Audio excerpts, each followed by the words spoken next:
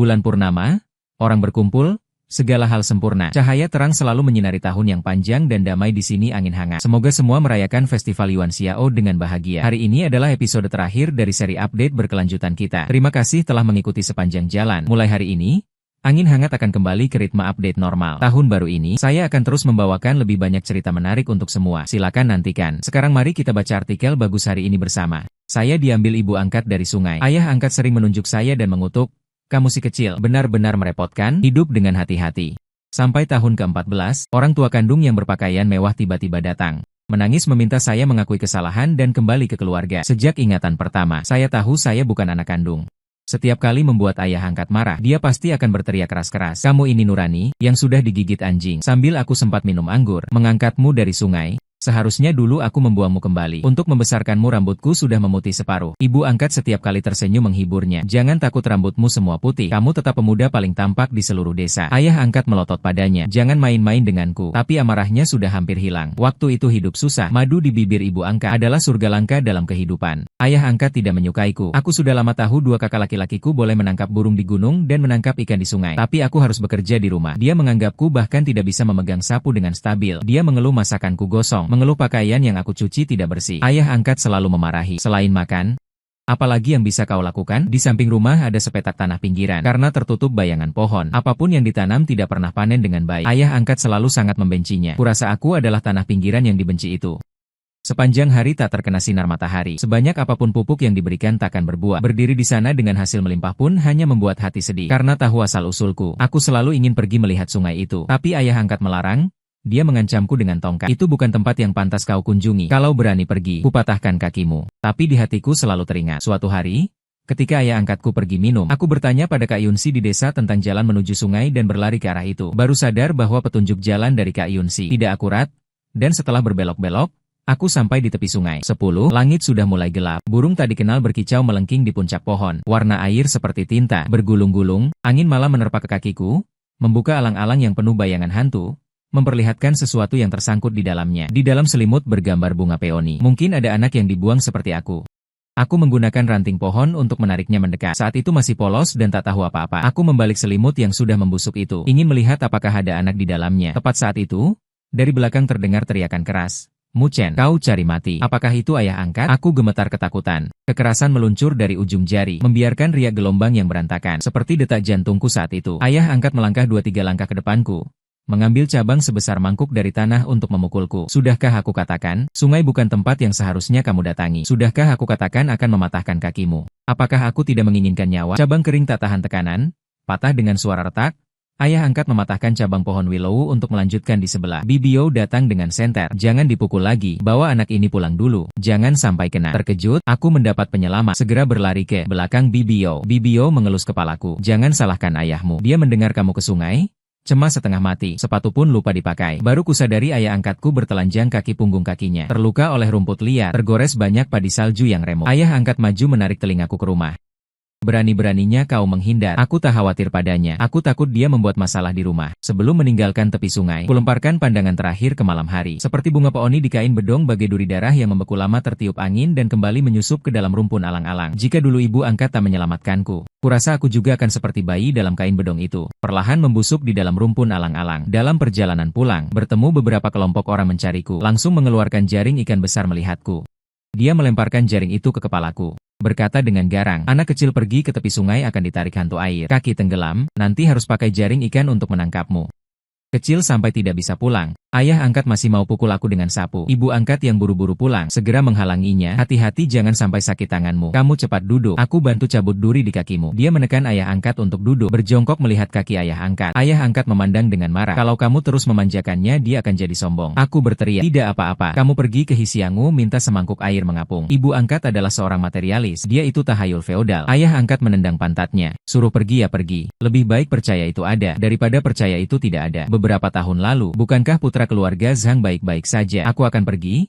"Aku akan pergi, Muchen membantumu." Ayah mencabutnya, pinggang sakit tidak bisa membungkuk. Ayah angkat di telapak kaki ada beberapa duri yang terpanjang 1 cm. Saat dicabut darah langsung mengalir. Hangat lengket di tanganku. Air mataku deras mengalir. Ayah angkat galak. "Di rumahku tidak ada yang mati." "Terhadap apa?" Aku menatapnya. Ayah, apakah kau sangat kesakitan?" "Maafkan aku, sekarang tahu salah." Kalau nanti pergi ke sungai lagi, aku akan tendang kau ke bawah untuk makan ikan. Aku dipaksa minum semangkuk rasa itu. Air jampi yang aneh, tapi tetap mimpi buruk. Mimpi aku membalikan gendongan, dan wajah di dalamnya ternyata adalah diriku sendiri. Aku berteriak ketakutan, kedua kaki menendang, mendengar suara dengusan. Adalah kakak kedua 3 tahun lebih tua. Awan gelap menutupi bulan purnama. Di dalam ruangan hanya ada sedikit cahaya redup. Kakak kedua mengusap perutnya, mata kecilnya penuh semangat. Kau benar-benar diganggu hantu. Aku terkejut berkata, kenapa kau tidur di ranjangku? Aku ingin selamat. Translate_text. Energi yang kuat. Dia dengan bangga menepuk dadanya. Ayah menyuruhku tidur di sampingmu menekan hantu. Kakak kedua sejak kecil berani dan sangat tertarik pada hal-hal yang menyeramkan ini. Baru saja kamu lihat hantu, wajahnya seperti apa? Apakah ada pikulan?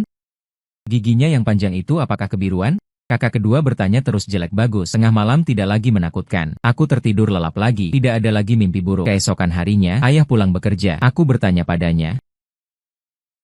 Kamu bilang di dalam gendongan itu sebenarnya ada anak atau tidak? Aku tidak tahu. Apakah kamu pernah melihat anak lain di sungai setelah itu? Aku tidak pernah pergi ke tepi sungai itu lagi setelahnya. Orang-orang desa tidak suka pergi ke sana. Mengapa? Ayah angkat menundukkan matanya. Daun kuning ringan di bahunya, seolah membebani punggungnya. Dia menghela napas dalam, karena semua orang tidak mudah.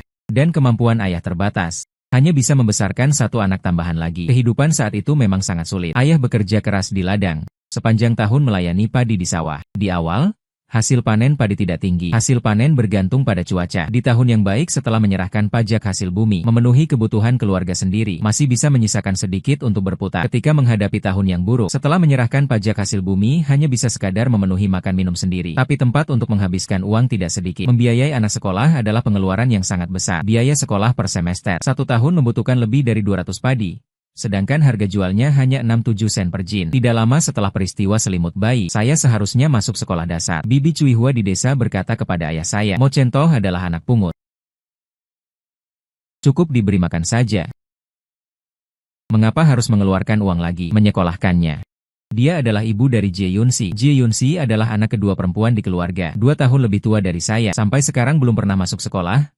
Bahkan sudah beberapa kali melakukan pekerjaan di rumahnya. Saat itu saya sangat gugup. Takut ayah angkat terbujuk. Buru-buru berkata, ayah, saya ingin bersekolah. Sudah membaca buku. Sudah menghasilkan uang. Aku akan berbakti padamu nanti. Ayah angkatku melotot padaku. Aku tidak mengizinkanmu sekolah. Kamu juga harus berbakti padaku dengan susah payah. Dengan penuh perjuangan. Dengan susah payah membesarkan. Berani-beraninya kamu tidak berbakti akan kena petir. Aku tidak berani memohon lagi. Cemas sampai air mata berkaca-kaca di pelupuk mata.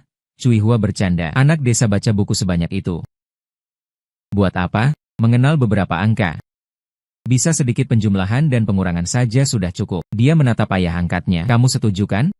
Ayah angkatnya tersenyum kecut tanpa mengantar. Dia sekolah itu melanggar hukum tahu tidak? Takut apa?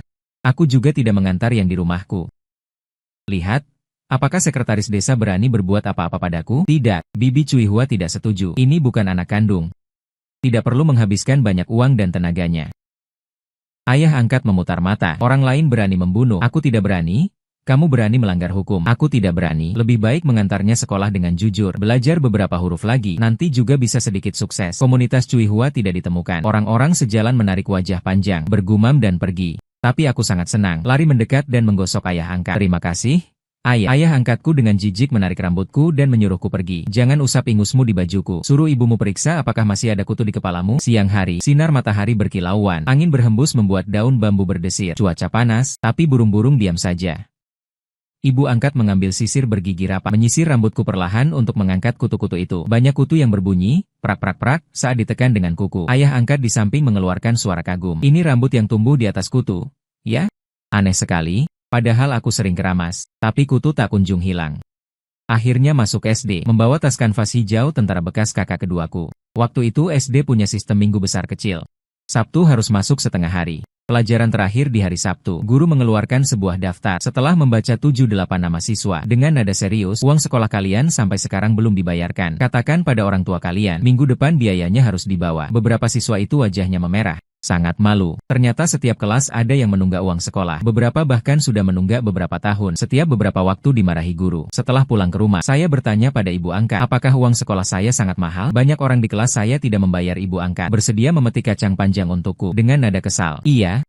Uang untuk beli pupuk semester depan. Beli pestisida sudah dipakai untuk bayar uang sekolahmu. Ayah angkat tepat saat itu pulang dari bekerja di ladang. Ayah angkat dengan nada sinis. Ibumu bilang tunggakan uang sekolah akan dipanggil namanya. Kamu anak kecil saja bisa melukai wajah ibu angkat. Utamakan dulu kamu. Aku akan pergi ke koperasi untuk berhutang. Saat beli pupuk bisa tidak malu. Ya kan, semakin dia bicara semakin marah. Ibu angkat ketakutan sampai gemetar. Berlari kecil, mendekat dan mengelus wajah ayah angkat. Biar aku lihat wajahmu ada yang terluka atau tidak. Masih begitu tegas dan berkarakter. Seantero desa bahkan seantero kecamatan wajahmu yang paling tampan. Sambil berkata, ibu angkat menarik ayah angkat menuju ruang tengah. Jangan seperti ini lagi nanti. Wajah seperti ini biar aku yang mempermalukanku. Tidak berharga. Ayah angkat marah, melepaskan tangannya. Orang berusia puluhan tahun bisa bicara dengan serius. Ibu angkat tertawa tanpa malu. Hari ini wajahmu terluka. Malam ini aku akan tunjukkan keahlian memasak. Ibu angkat mengeluarkan segenggam kacang tanah yang baru dicabut. Masih membawa tanah, memberikannya padanya. Kamu duduk makan kacang istirahat. Lalu memanggilku ke dapur membantu menyalakan api. Lagi mengeluarkan segenggam kacang tanah memberikannya padaku duduk di dekat api matang lebih enak. Sudah makan belum? 2 hari kemudian ayah angkat mendapat pekerjaan. Pergi ke kota sebelah membantu orang membangun rumah. Sebelumnya dia tidak menerima pekerjaan sejauh itu. Ibu angkat cemburu. Aduh, dulu aku menyuruh ayahmu menerima lebih banyak pekerjaan. Dia selalu mengeluh lelah. Saya sudah menikah dengannya lebih dari 10 tahun. Melahirkan 2 anak untuknya, tapi masih tidak bisa menandingimu. Ada bobotnya. Saya sangat senang ibu angkat menyayangi saya. Namun perkataan ayah angkat membuat saya sedikit khawatir. Saat itu tukang batu tidak berharga. Bekerja dari pagi hingga malam hanya menghasilkan 20 yuan. Dan bahkan tidak bisa dibayar tepat waktu. Majikan hanya menyediakan makan siang. Hari belum terang, ayah angkat sudah pergi dengan sepedanya. Hari sudah gelap gulita. Baru dia pulang dengan ditemani bintang dan bulan. Dia sangat lelah. Saya tidak ingin menambah beban pikirannya. Jadi saya juga tidak memberitahunya bahwa ada orang di kelas yang mengganggu saya. Saya adalah anak pungut. Semua orang di desa tahu. Xiao Qiang dari desa yang sama memberitahu orang-orang di kelas. Maka seluruh kelas tahu bahwa anak laki-laki kecil lebih suka mengganggu yang lemah. Seolah-olah dengan begitu mereka bisa menunjukkan kekuatan dan keberanian mereka. Wang Qiang membawa beberapa anak laki-laki meludahi kotak pensilku. Meludah, menuangkan lumpur ke dalam tasku. Lumpur, merobek buku tugas dan kertasku. Fei Fei dengan gugup di jalan pulang sekolah mengikutiku dan memanggilku anak haram. Aku marah sekali dan pulang ke rumah. Memberitahu ayah dan ibu. Dia tersenyum dengan gigi terlihat. Ayahmu tidak pernah di rumah setiap hari. Ayahmu sama sekali tidak menyukaimu. Orang tua kandungmu membuangmu. Ayahmu saat itu bahkan ingin memberikanku kepada orang lain. Sekelompok anak laki-laki tertawa terbahak-bahak, sementara tangan dan kakiku dingin membeku. Kejahatan anak-anak. Waktu yang mematikan. Mereka dengan mudah mengenai ketakutan terdalamku. Pada tahun aku berusia 3 tahun, ayah angkat memang ingin memberikanku pada orang lain. Mereka pikir aku tidak ingat, padahal aku ingat dengan jelas. Nenek yang berpakaian cerah itu menarikku. Melihat kiri kanan, akhirnya menggelengkan kepala. Terlalu kurus, mungkin sulit dibesarkan. Ayah angkat mengatakan banyak hal memujiku, tapi nenek tetap tidak menerimaku. Aku masih ingat hari itu. Hujan rintik-rintik turun. Ayah angkat berdiri di bawah atap. Dia mengerutkan kening erat, berkata dengan penyesalan, "Kamu memang tidak punya nasib kaya." Aku tidak membalas. Mereka semakin menjadi. Suatu hari sepulang sekolah giliranku membersihkan kelas. Setelah selesai membersihkan, sekolah sudah hampir kosong. Beberapa orang dengan tas punggung bersiap untuk pergi. Wang Qiang dan sekelompok anak laki-laki berlari dari balik bukit, mengangkatku dan berlari ke toilet laki-laki. Waktu itu semua toilet berjejer berwarna kusam, dipisahkan oleh papan semen di tengahnya. Tidak ada pintu. Aku menutup mata rat-rat sambil menangis memohon mereka menurunkanku. Mereka justru tertawa lebih lepas. Wang Qiang sengaja melepaskan pegangan. Aku terjatuh ke tanah. Satu kaki tercebur ke dalam lubang jamban. Anak-anak laki-laki itu mengepungku sambil tertawa terbahak-bahak. Berkat, sekarang aku sama busuk dan menjijikannya seperti tai. Ku beringas mendorong mereka lalu lari sambil menangis. Akhir Oktober, ku cuci berulang kali di air sungai yang dingin. Tetap tak bisa hilang bau busuk yang menempel di tubuhku. Mungkin bau busuk ini berasal dari darahku. Mungkin itulah mengapa orang tua surgawi meninggalkanku. Ayah tua tidak menyukaiku. Semua orang punya begitu banyak niat jahat terhadapku. Tangan dan kakiku sudah memutih terendam. Seluruh tubuhku menggigil kedinginan. Hampir pingsan di sungai kecil. Tapi saat itulah, aku mendengar teriak ayah angkatku. Ia berdiri di tepi sungai dengan senter mencengkeram rambutku. Menyeretku naik. Sambil melepas jaketnya untuk menyelimutiku. Sambil memakiku. Kamu tidak mau hidup lagi. Aku bersusah payah membesarkanmu sampai sebesar ini. Hanya untuk kamu bunuh diri seperti ini. Kuberikan kembali jaketnya. Air mata mengalir deras. Ayah, seluruh tubuhku penuh dengan kotoran. Mereka semua bilang aku sangat bau. Katanya tak ada yang suka padaku. Ayah angkat memelukku erat-erat. Suaranya gemetar. Siapa yang bilang begitu? Aku akan menjahit mulutnya. Dia membawaku pulang untuk berganti pakaian, membuatku mandi air panas, menyukai, lalu membawa pot malam dan pisau dapur, membawa aku dan 2 kakak laki-laki pergi ke rumah Wang Qiang. Anak-anak nakal juga tidak sengaja. Lagi pula, Mu Chen memang anak pungut. Ayah angkat memang mengambilnya dari tempat sampah. Ada apa? Aku sudah membesarkannya bertahun-tahun. Dia terdaftar di keluarga MU. Dia adalah anakku. Dia adalah adik dari kedua putra saya. Putra Anda mengganggunya. Itu seperti menginjak kepala keluarga saya dan buang air besar. Ayah angkat menancapkan pisau dapur ke meja mereka. Apakah Anda menganggap keluarga saya tidak punya siapa-siapa? Kedua kakak laki-laki juga melangkah maju melindungiku di belakang mereka. Ayah angkat penuh dengan aura mengintimidasi. Tetangga kiri dan kanan datang melihat keributan. Keluarga Wang memang salah. Paman Wang tersenyum palsu. Mengapa begitu serius dengan urusan anak-anak? Karena Anda bersikeras mempermasalahkannya, biarkan Wang Qiang dari keluarga saya meminta maaf kepada Mu Chen. Wang Qiang diseret keluar dari kamar. Dia menundukkan leher dan menundukkan mata, bahkan mengompol di celananya. Di mana lagi sikapnya yang biasa menggangguku? Ayah angkat tertawa dingin dengan sikap sombong. Apakah permintaan maafnya bisa dimakan? Atau bisa dijadikan uang? Aku tidak peduli. Dia menaruh pot malam yang dia bawa ke tanganku. Dia mengotori seluruh tubuhmu. Kamu juga membalasnya dengan cara yang sama padanya. Paman Wang marah. Jangan keterlaluan. Dia hanya anak-anak. Apakah permintaan maafnya belum cukup? Ayah angkat dengan nada sinis berkata, kalau begitu, anak sulung dan kedua saya juga anak-anak. Sekarang kalau mereka menyiram kotoran ke seluruh tubuhmu, apakah cukup dengan meminta maaf? Setelah dia selesai bicara, kakak sulung sudah mengambilnya. Paman Wang mundur terus, mendorong Wang Qiang ke depan. Di desa beginilah cara menghadapi orang yang rewel. Harus membalas dengan cara yang sama, berbicara dengan akal sehat. Translate_text. Kalau begitu tunggu saja sampai dirugikan. Kakak laki-laki menyerahkan pot kamar mandi kepada saya. Mu Chen pergi mengembalikannya. Kalau tidak nanti mereka akan terus mengganggumu. Menerima pot kamar mandi. Dengan cepat menyiramkan semua kotoran dan air seni di dalamnya ke tubuh Wang Qiang. Dia marah dan malu menangis terisak-isak. Dalam perjalanan pulang, kakak kedua berteriak-teriak pada Mu Chen. Kamu masih terlalu lembut hati. Seharusnya dituangkan dari atas kepala anak itu. Biarkan dia makan kotoran. Lihat dia berani mengganggumu lagi nanti. Baru saja selesai bicara, ayah angkat menampar bagian belakang kepalanya. Masih berani bicara. Mu Chen diganggu sampai seperti ini. Kamu sebagai kakak buta mata? Sambil berkata ayah angkat kembali melotot pada kakak laki-laki. Tidak bisa melindungi adik. Makanan yang dimakan hanya akan berubah menjadi kotoran. Tidak menambah tenaga dan tidak menambah kecerdasan. Kakak kedua bergumam. Biasanya yang paling sering memaki Mu Chen adalah kamu, kan? Ayah angkat meledak. Tapi aku yang membesarkannya. Aku mau memukul ya memukul. Mau memaki ya memaki orang luar. Mengapa kalau keluarga tidak kompak? Hanya akan dihina dan dipukuli orang. Ayah angkat memimpin. Memaki kedua kakak dengan keras. Satu kiri satu kanan melindungiku di samping. Bulan bersinar indah. Bintang-bintang jarang, burung di dahan masih berkicau. Mungkin dia memanggil anak yang suka bermain agar cepat pulang ke rumah. Ibu angkat buru-buru keluar menyambut. Melihat kami semua lengan dan kaki terlipat, dia menghela napas lega dan mengacungkan jempol. Suamiku masih hebat.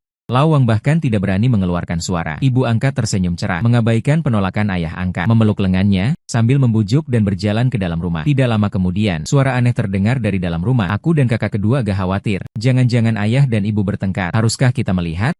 Kakak sulung menahan kami berdua. Lihat apa? PR sudah selesai semua. PR bahasa Mandarin kakak kedua adalah sebuah esai. Ayahku, dia menggaruk-garuk kepala, bertanya pada kakak sulung. Selain memarahi kami setiap hari, apalagi yang bisa ditulis tentang ayah? Bagaimana kalau aku tulis semua kata-katanya yang memarahi? Perkiraan buku catatan ini tidak akan cukup. Berita bahwa Wang Qiang terkena kotoran menyebar ke seluruh kelas. Dia tidak lagi memiliki aura seperti dulu. Ditambah kakak pertama dan kedua sering menunggu saya pulang bersama. Saya adalah anak pungut. Hal ini pun tidak lagi disebut-sebut oleh siapapun. Suatu hari sepulang sekolah, saya berjalan bersama Kak Yunsi. Karena Bibi Cui Hua ditangkap oleh sekretaris desa, dikurung di kamar gelap selama 3 hari. Akhirnya menyerah dan mengizinkan Kak Yunsi bersekolah. Tapi dia menyuruh Kak Yunsi langsung masuk kelas 2, agar bisa menghemat biaya sekolah selama setahun. Kak Yunsi mencabuti bulu-bulu rumput ekor anjing satu persatu. Mu Chen, aku sangat iri padamu. Iri apa? Matanya basah. Aku berharap bisa menukar nasib denganmu. Meskipun ibuku melahirkan aku, dia sama sekali tidak mencintaiku. Meskipun Awan bukan anak kandung. Tapi lihatlah bagaimana orang tuamu melindungimu. Benar, mereka bukan orang tua kandungku, tapi sebenarnya mereka selalu melindungi ayah angkatku. Setelah pekerjaan selesai, separuh upahnya dibayarkan. Di kota, dia membelikan kami 3 anak kalung gigi anjing yang sedang populer saat itu. Ibu angkatku sangat terharu. Aku menikah denganmu lebih dari 10 tahun. Kenapa tak pernah kau belikan aku pita rambut sedikit pun? Ayah angkat dengan ajaib mengeluarkan jepit rambut kristal dari sakunya. Istriku tentu juga dapat bagian. Jenis Mu Chen yang sepasang 1 yuan. Ini 4 yuan. Satu ibu angkat membelalakan mata. Sungai ibu, uangmu banyak sekali sampai tak habis dibelanjakan. Apakah dia memarahi ayah angkat habis-habisan? Tapi keesokan harinya dia menggorengkan telur mata sapi untukku. Dan dia sendiri juga memakai jepit rambut kristal itu. Pergi ke papan loncat di tepi sungai untuk mencuci pakaian. Banyak ibu-ibu dan bibi memuji ibuku cantik. Ibu angkatku menjaga sikap tapi terlihat bangga. Anakku King He tidak tahu ukuran. Sudah kubilang, usiaku sudah tua. Tidak perlu beli barang-barang ini. Dia malah memaksa beli bunga. Harganya 10 yuan loh. Lihat, dia bodoh kan? Para ibu dan bibi berdecak kagum dan iri. Tapi aku tenang-tenang saja. Orang desa suka membual, suka melebih-lebihkan. Barang 5 yuan bisa dikatakan 50 yuan. Ibu angkat ini proporsi kebanggaannya masih terkendali. Berusaha sebentar lagi harus panen padi. Sebelumnya, ayah angkat tidak pernah menyuruhku turun ke sawah. Dia meremehkanku. Tubuhku kecil seperti kecambah. Bisa apa kerjanya? Jangan-jangan nanti terperosok di lumpur dan tidak bisa keluar. Malah perlu tambah sepasang mata untuk mengawasimu. Tapi kali ini, saya bersikeras untuk membantu. Saya membawa Sabit mengikuti ayah angkat berjalan di pematang sawah. Orang desa bercanda. Aduh, pangeran keluarga kami mau turun ke sawah bekerja. Ayah angkat melirik saya. Setidaknya dia punya dua mata dan mau datang membantu bekerja. Ideal itu indah. Kenyataan itu keras. Saya memotong beberapa baris padi. Seekor ular air melesat keluar dari sawah, meluncur di sepanjang kaki saya, membuat jiwa saya hampir keluar. Tanpa sengaja tangan saya terpotong dan terluka parah. Darah menetes berceceran. Ayah angkat melemparkan Sabit dan berlari, merobek sepotong kain bersih. Membalut tangan saya. Sudah bilang jangan datang. Kamu lihat apa lagi yang bisa kamu lakukan? Wajahku pucat. Suaraku gemetar. Di sawah ayah ular ada ular. Waktu kecil aku pernah digigit ular. Sejak saat itu, semua hewan yang lembut, licin seperti itu, aku sangat takut. Ular, belut, loaf, cacing tanah dan sebagainya. Ayah angkat memukul sumur dengan keras. Ular itu tidak berbisa. Apa yang perlu ditakutkan? Dia gelisah melambaikan tangan. Sudahlah, kamu pulang masa? Aku yang ketakutan, kaki masih agak lemas. Ayah angkat mengantarku pulang. Orang desa memukul. Kok begitu cepat sudah kembali turun? Wajah ayah angkat muram. Hanya ketakutan setengah mati oleh seekor ular air. Mengambil ini benar-benar lemas. Memang sejak lahir bukan untuk kerja ladang. Dia terus mengantarku sampai ke jalan besar. Sudah, di jalan ini tidak akan ada ular lagi. Kamu pulang sendiri saja. Aku berjalan kembali dengan perasaan bersalah. Mendengar dia di belakang mengingatkan jari itu di desa jangan sentuh air. Aku tidak pernah lagi turun ke sawah. Menjadi salah satu dari sedikit anak di desa kami yang tidak pernah memanen padi. Demikianlah sampai liburan musim panas kelas 4. Guru King dari desa datang berkunjung ke rumah. Dia berkata kepada ibu angkat membawa Muchen. 3 tahun, matematika selalu 100% bahasa. Juga 97,8. Dia ingatannya sangat bagus. Bakat alami untuk belajar harus dibina dengan baik. Ibu angkat terus menjawab, selama dia bisa belajar, pasti akan didukung sepenuhnya. Guru King menatap ayah angkat. Ayah angkat melirikku. Lihat aku untuk apa? Ingin belajar? Tanya ibumu. Hak apa yang kumiliki untuk menentang? Tapi kakak tidak berjalan mulus. Dia gagal dalam ujian masuk SMP. Hanya diterima di sekolah biasa. Tingkat kelulusan sekolah kedua sangat rendah. Biayanya lebih mahal dari sekolah pertama. Kakak ingin pergi bekerja. Saat itu sudah ada orang desa yang pergi bekerja di pesisir. Translate_text bisa dapat 8.900 sebulan. Kakak laki-laki ingin pergi kerja di luar. Xiao Fen dan Mu Chen lebih pintar dariku. Aku yang cari uang untuk biaya sekolah mereka. Ayah angkat marah sampai memukul punggungnya dengan sapu. Ibu angkat bahkan jarang-jarang marah besar. Uang untuk sekolah mereka berdua. Aku dan ayahmu akan carikan jalan. Kalau tidak sekolah akan kerja seumur hidup. Kau tahu tidak? Kau belum tentu harus seperti kami. Cari uang seumur hidup di bawah terik matahari. Pakai uang jerih payah untuk sekolah saja. Asal tahan susah. Sekolah menengah kedua juga bisa masuk universitas bagus. Kakak laki-laki tidak bisa menolak. Akhirnya tetap masuk sekolah menengah kedua. Ayah angkat jual semua ayam peliharaan dan beras lebih di lumbung. Ibu angkat pulang ke keluarganya. Mereka terdengar sangat tidak bermoral. Tapi itu adalah sebuah SMA, sebuah SMP, seorang siswa SD belajar bersama. Bagi keluarga petani, benar-benar beban yang sangat berat. Bibi Cui Hua bercanda. Ayah angkat Muchen adalah anak pungut. Bukan anak kandung. Apakah kamu diam-diam mengirimnya ke sekolah? Atau menunggak biaya sekolah dulu? Banyak orang yang menunggak sekolah juga tidak ada yang peduli. Ayah angkat tertawa sinis. Orang lain membunuh. Apakah aku juga harus membunuh? Orang lain makan kotoran? Apakah aku juga harus makan kotoran? Menunggak biaya sekolah setiap beberapa hari akan dipanggil namanya. Kamu juga punya anak. Apakah tidak tahu anak kecil lebih mementingkan muka? Bibi Cui Hua disindir habis-habisan. Translate_text. Berkeliling desa bersama Paman Wang membicarakan hal buruk tentang ayah angkat. King He itu tidak tahu baik buruk. Anak terakhir yang dipungut jadi harta karun. Aku ingin melihat dia menghabiskan uang dan tenaga. Nanti bisa dapat otak yang bagus apa? Masuk air? 2 anak kandung. Tidak mendukung dengan sepenuh hati nanti belum tentu bagaimana menyalahkannya. Kecuali saat menanam dan panen padi. Waktu lain ayah angkat bekerja di luar. Setiap tahun baru, dia sangat sibuk. Malam tahun baru masih di luar menagih upah. Kadang bisa dapat. Kadang tertunda 4-5 tahun. Meski hanya beberapa ratus yuan, majikan selalu menunda-nunda. Setiap kali tidak dapat uang. Orang-orang ini punya uang untuk membangun rumah. Tapi untuk menikahkan anak laki-laki, mereka kekurangan keluarga kita. Dengan beberapa ratus yuan ini, ibu angkat hanya bisa bertanya-tanya. Apalagi yang bisa dilakukan? Bicarakan lagi tahun depan. Aturan desa, tidak menagih utang di bulan pertama. Uang yang bahkan tidak bisa ditagih kembali pada malam tahun baru. Hanya bisa menunggu hingga malam tahun baru berikutnya. Ayah angkat sibuk sepanjang hari di luar. Semua urusan besar dan kecil di rumah dibebankan pada ibu angkat. Saat itu pekerjaan pertanian sangat banyak. Musim semi harus memetik daun teh, membuat teh, menanam kacang tanah dan ubi jala, menanam jagung, wijen, menanam kacang hijau. Setelah menanam kacang kedelai dan sayuran, harus menyiangi, menyemprot pestisida dan memupuk. Juga harus membalikan tanah, sulur ubi jalar untuk jagung, penyerbukan sayur dan buah untuk kebun, menyirami pupuk dan air. Kami bertiga sebagian besar waktu berada di sekolah. Semua pekerjaan ini dilakukan oleh ibu angkat. Waktu berlalu dengan cepat. Kakak sulung selalu berusaha keras. Mungkin karena keterbatasan bakat, akhirnya dia hanya diterima di perguruan tinggi tingkat 3. Biaya kuliahnya mahal. Selain pinjaman pendidikan, dia sendiri harus mengeluarkan lebih dari 10.000 yuan setiap tahun. Sedangkan kakak kedua tidak mengecewakan harapan ibu angkat. Dia diterima di sekolah menengah pertama nomor 1. Segera memasuki liburan musim panas kelas 3 SMA. Sekolah mengadakan kelas tambahan. Saya juga sedang duduk di kelas 2 SMP. Kami bertiga tumbuh seperti jamur setelah hujan. Dan ayah angkat bagaikan tanah di bawah kaki kami. Kami dengan wajar menyerap nutrisi darinya. Saat itu kebetulan liburan musim panas. Ayah angkat tidak mengizinkanku bekerja di ladang. Bukankah kakak keduamu sudah bilang, anak-anak kota pasti ikut les selama liburan musim panas. Dengan kepalamu yang begini, kalau tidak berusaha lebih keras, bagaimana bisa lulus ujian? Hari itu langit sudah senja di sekolah menengah pertama. Ayah angkat masih harus pergi keluar. Kulihat punggungnya dan bertanya, sudah larut begini, mau pergi kemana? Mengerjakan sedikit pekerjaan di ladang jagung. Dia memanggul cangkul, tersenyum padaku dengan topi jerami. Tahu mulutmu suka makanan enak, suka makan jagung muda. Beberapa hari lalu kulihat sudah matang. Sebentar lagi akan kupetik untukmu sambil lalu. Tepat untuk direbus sebagai sarapan besok. Sambil memasak makan malam, aku mengerjakan pekerjaan rumah. Makanan sudah matang. Dia belum kembali. Aku berteriak keras ke belakang beberapa kali. Tidak ada kenangan. Hati sedikit sakit. Dia keluar dengan senter untuk mencarinya. Melihat jagung di depan tumbang, dia melangkah 2 langkah ke depan. Aku melihat ayah angkatku terjatuh. Pergelangan tangannya terkulai di samping batang jagung yang tegak. Di tangannya masih menggenggam sebutir jagung yang jatuh. Cahaya senternya membuatnya tampak begitu kurus dan berisi. Sementara ayah angkatku membuat kulit kepalaku merinding. Tubuhku tak henti-hentinya gemetar. Berusaha beberapa kali, baru bisa mengeluarkan suara minta tolong. Tolong, tolong. Tolong selamatkan ayah. Dia keras di mulut tapi lembut di hati. Dia rajin dan tulus. Dia perhatian pada istrinya. Dia menyayangi anak-anaknya. Dia begitu baik dan tergantung di hatiku. Matahari adalah bulan di malam hatiku. Aku mohon Dewi Guanyin, Buddha Tathagata, Bunda Maria, Yesus cemburu.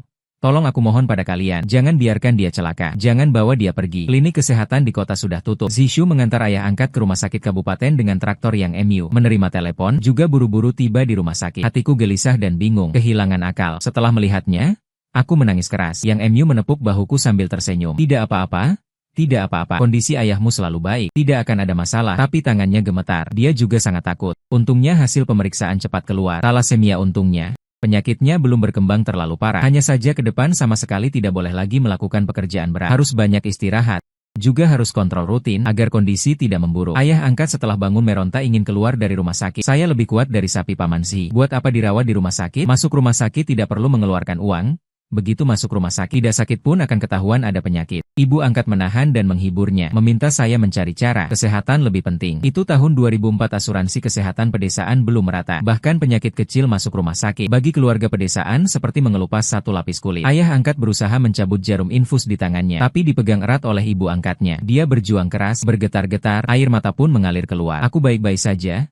Aku baik-baik saja kok. Biaya sekolah anak-anak, biaya hidup, pupuk, benih, pengeluaran untuk urusan sosial, di mana-mana butuh uang. Kamu bangun pagi pulang malam pun tidak cukup. Masih bisa kemana lagi cari uang? Kakak kedua juga datang dari sekolah. Badannya setinggi 1,8 meter menunduk. Bahu terus berguncang. Berkata pelan, ayah, kata dokter, kedepannya kamu harus banyak istirahat. Saya tidak lulus ujian kali ini. Saya tidak ingin belajar. Saya ingin pergi bekerja. Jangan khawatir. Saya bekerja untuk menghasilkan uang, untuk mengobati penyakitmu. Ayah angkat menampar wajahnya dan berteriak.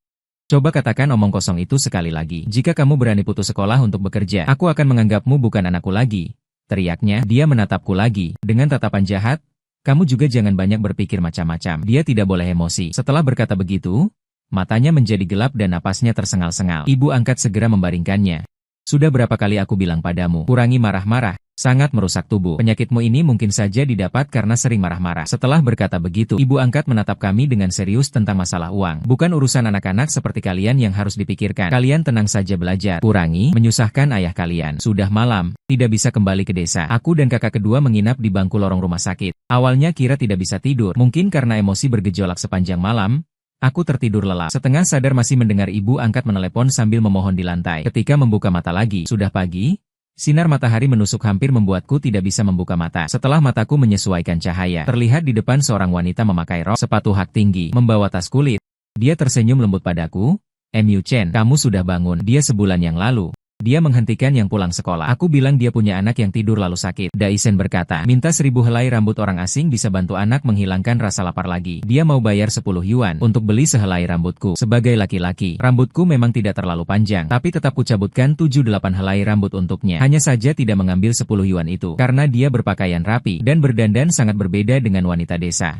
Jadi aku sangat berkesan. Wanita itu tertawa-tertawa, lalu matanya berkaca-kaca. Dia datang menggenggam tanganku. Mu Chen, aku adalah ibumu kandung. Kutepiskan tangannya, dia merasa sangat absurd.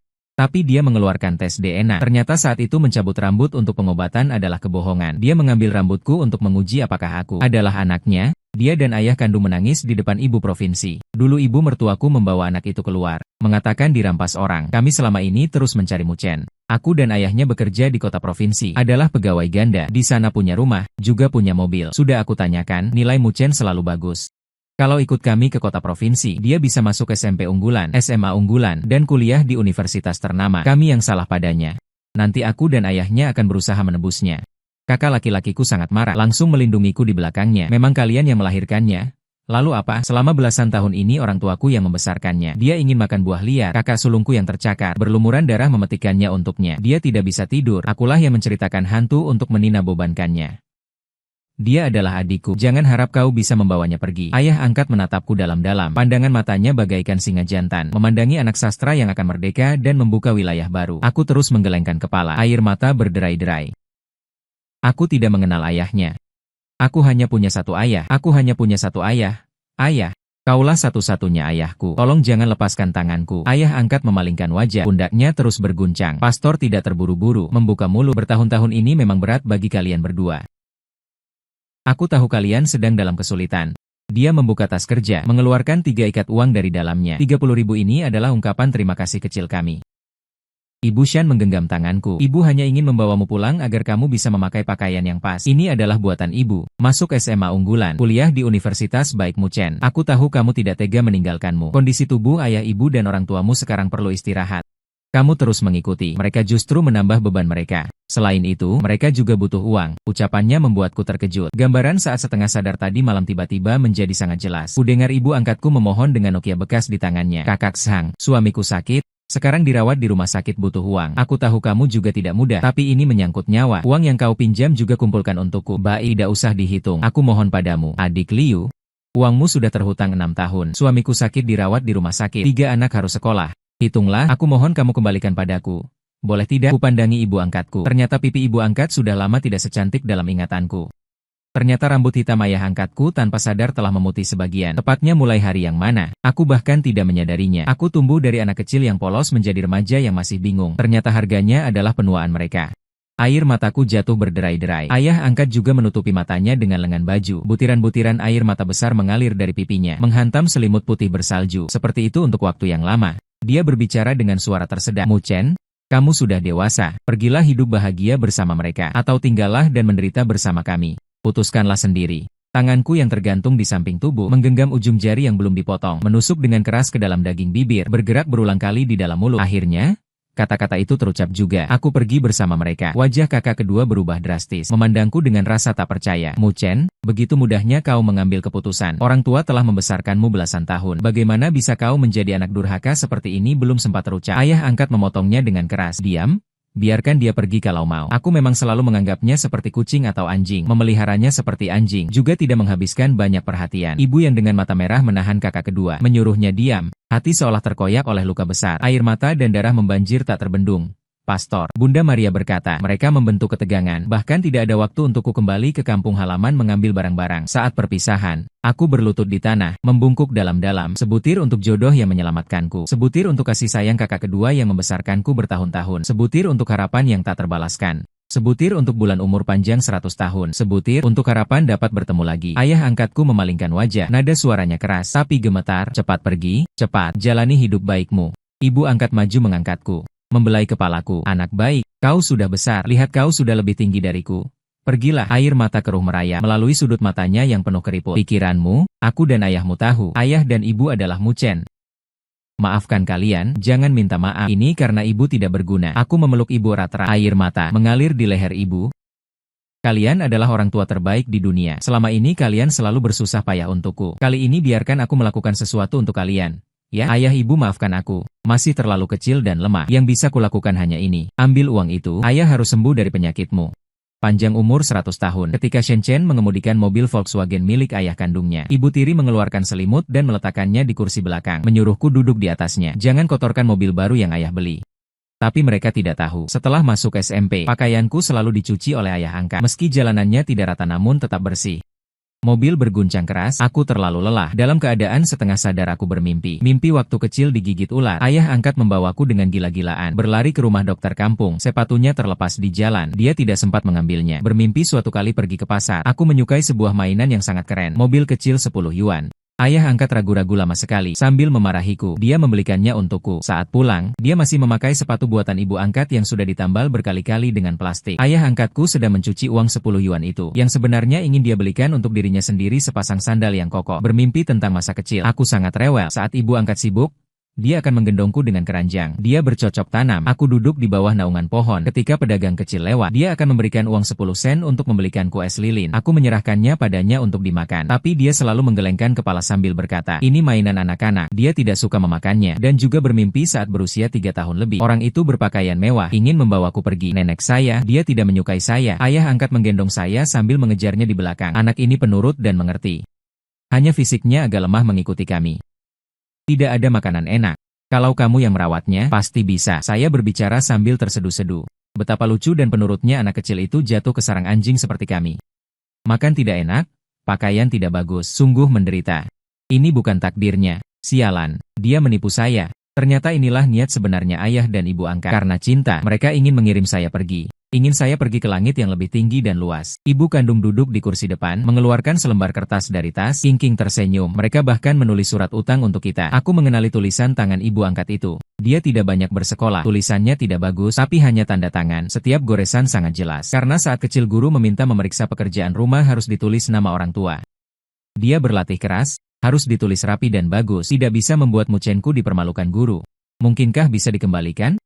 Pastor tidak lagi bisa. Terima saja dan simpan. Mungkin suatu hari berguna. Apakah mereka masih ingin meminta kembali 30.000 itu dari ibu angkat? Ibu angkat, bagaimana keadaannya sekarang? Bisakah mengembalikan 30.000 ini? Aku melompat dari kursi belakang. Aku merebut catatan uang itu. Merobeknya menjadi potongan-potongan kecil dalam beberapa kali. Uang ini adalah kompensasi yang kalian berikan kepada ayah dan ibu. Tidak bisa diambil kembali. Wajah pendeta langsung berubah seperti pasangan tua desa itu.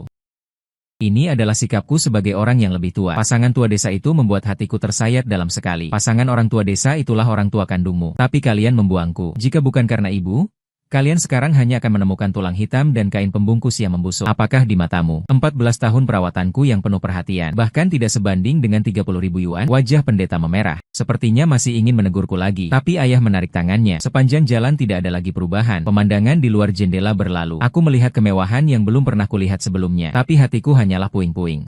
Orang tua kandungku sebenarnya tidak mencintaiku seperti yang mereka tunjukkan di rumah sakit. Lalu mengapa mereka mencariku? Aku segera mendapat jawabannya. Ternyata aku punya adik laki-laki berusia 10 tahun. Dia cacat mental, dengan kecerdasan setara anak 3 tahun. Dan emosinya tidak stabil. Saat mengamuk dia akan berteriak dan menyerang siapapun tanpa pandang bulu. Di meja makan malam, ibu kandungku berkata lembut kepada adik. Xiao Bao, dia adalah kakakmu. Panggil dia kakak. Jika suatu hari ayah dan ibu tidak ada lagi, kakak bisa menemanimu seumur hidup. Sambil berkata, dia menatapku. Kalian adalah saudara sedarah. Asalkan kamu baik-baik terhadap adikmu di masa depan. Harta keluarga ini pasti ada bagianmu. Aku pikir mereka akhirnya sedikit mencintaiku. Akhirnya sedikit mengingatku. Aku bahkan sempat berpikir di jalan untuk mencoba menerima keluarga baru ini. Mencoba memaafkan mereka. Meninggalkan kesalahanku. Karena ayah angkat bilang manusia harus melihat ke depan. Hidup ini tidak menyiksamu sampai mati. Berarti masih menyisakan sedikit harapan hidup. Kita harus menjalani setiap hari dengan bahagia. Tapi ternyata aku menatapnya dengan ejekan. Jadi kalian mencariku kembali untuk menjadikanku alat bagi adik angkat. Wajah ibu kandung memanjang 2 meter. Bagaimana kau bicara seperti itu? Aku ini ibumu. Sikapmu seperti ini benar-benar memberontak. Astaga, dia dengan santai mengambil bulu ayam dan memukulku. Tangan belakangku langsung muncul bekas merah yang dalam. Adik di samping meneteskan air liur sambil bertepuk tangan. Aku tiba-tiba teringat sejak kecil. Ayah angkat selalu bilang jijik, aku benci aku.